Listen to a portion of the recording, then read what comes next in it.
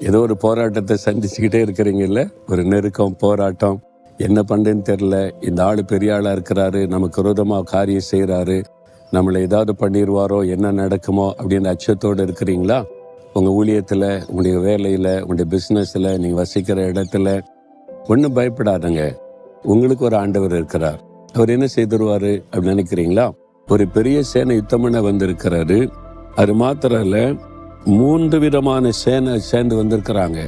அப்போ அவங்களை எப்படி ஜெயிக்க முடியும்னு யோசபாத் என்ற ராஜா கலங்கி நிற்கும்போது ஆண்டவர் பேசுகிறார் தீர்க்கதரிசி மூலமா. நீ ஒன்றும் யுத்தம் பண்ண வேண்டாம், சும்மா நின்று வேடிக்கை பாரு, நான் யுத்தம் பண்ணுறேன், நான் என்ன செய்கிறேன் நீ பாரு, பயப்படாத, கலங்காதன்னு ஆறுதல் படுத்திட்டார். ஆண்டவர் பாருங்க, ஒரு பெரிய அற்புதத்தை செய்து பெரிய வெற்றியை கொடுத்தார்.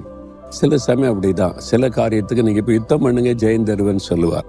சில காரியத்துக்கு யுத்தம்லாம் பண்ண வேண்டாம், சும்மா இருங்க நான் பார்த்துக்கிறேன் அப்படின்னு கர்த்தர் யுத்தம் பண்ணுவார்.